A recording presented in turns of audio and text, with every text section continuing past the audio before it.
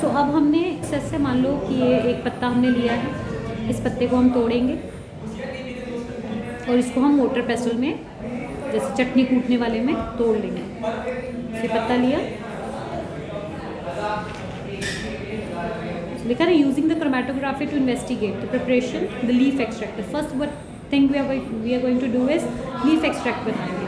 You need, क्या लिखा है यहाँ पे, उसने पत्ते को तोड़ा और अब ये एसीटोन इज प्रोपेनोन, उसमें उसको डाल देगी और मोटर पेस्टल से पीसेगी। देखो ये पीसा है, इससे इसका जूस निकलेगा, इसको स्लरी बोलते हैं हम लोग, ठीक है।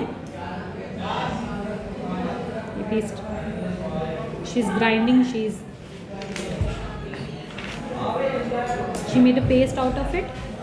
अब इस पेस्ट से जो जूस निकलेगा उसको सेपरेट करना है। नाउ हमें एक PLC प्लेट या क्रोमेटोग्राफी पेपर लेना होता है, तो ये क्रोमेटोग्राफी पेपर लेगी। ये देखो ये पेपर है, दिस इज क्रोमेटोग्राफी पेपर। इस पेपर को ये जैसे फिंगर आप फ्रेंच फ्राइज खाते हो उसमें काटेंगे। ये देखो ये काटा इसने, और यहाँ पे what you need to do, आपको 2 सेंटीमीटर पे एक अपने रूलर से या अपने ये देखो स्केल के साथ यहाँ पे निशान लगाना है। 2 सेंटीमीटर पे लगाया,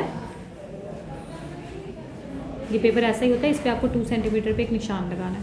निशान लगाने के बाद आपको क्या करना है, what you need to do, ये एक आपको गैस जार देना। This is called gas jar. इसको हम क्या बोलते हैं, मैं आपको दिखा देती हूँ। दिस इज गैस जार, इसको हम क्या बोलते हैं, गैस जार।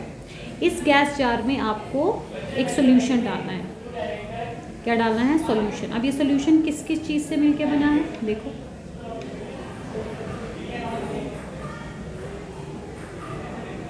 इस सोल्यूशन में क्या क्या है ये पता होना चाहिए आपको। इस सोल्यूशन में क्या क्या डाला है, cyclohexane, propanone and petroleum ether. इसे मोबाइल फेस सॉल्वेंट हम जो यूज़ कर रहे हैं वो ये इन तीनों चीज़ों से मिलके बना है। पार्ट होता है मतलब जितना जितना सेक्शन डाला है। अब जो आपने क्रोमेटोग्राफी पेपर लिया है, जहाँ पे मार्क किया था वहाँ से इसको उठाएंगे, मतलब इस जूस को उठाएंगे, जूस इसने निकाल लिया। अब एक पिपेट से, जो ये यूज़ करेगी इसे पिपेट बोलते हैं, ये पिपेट है छोटी सी, इस पिपेट से ये उठा रही है, देखो ठीक है। और इसने इसमें डाल दिया, ये बिल्कुल जहाँ पे मार्क किया हुआ है उसके ऊपर निशान लगाएगी। Got it. 2 सेंटीमीटर पे आपको निशान लगाना है।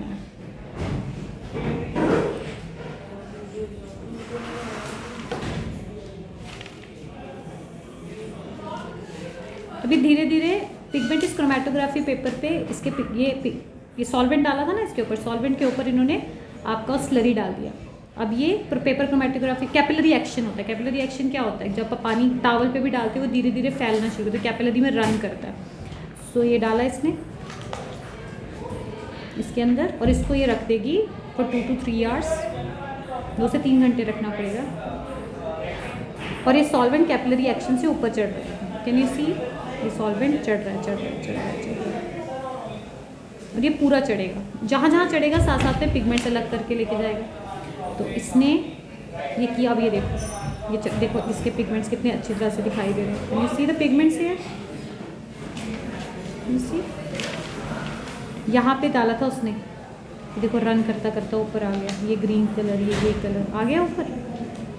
इसे बोलते हैं क्रोमेटोग्राफी, कि उसने पत्ते में जो पिगमेंट्स थे वो क्रोमेटोग्राफी से अलग कर दिए। इट विल टेक टाइम लगता है इसको। अब ये पेपर पूरी तरह से पिगमेंट्स ऊपर आ गए हैं। नाउ आपको वो पेपर निकालना है।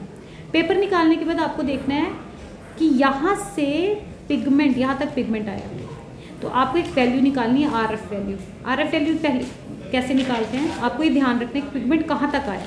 तो डिस्टेंस में यहाँ से लेकर यहाँ तक का डिस्टेंस निकालो कि पिगमेंट कहाँ तक फैले हैं। So mark the solvent front and allow the chromatography. तो RF वैल्यू निकालनी है कि pigment moved by the distance, moved by the pigment. Distance moved by the pigment मतलब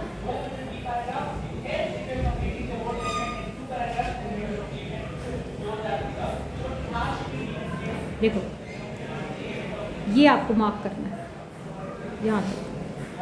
जब इसको यहाँ तक आप मार्क कर देते हैं तो देखो भाई कितना, मतलब यहाँ से लेकर यहाँ तक 2 सेंटीमीटर तक पिगमेंट आया है, ठीक है।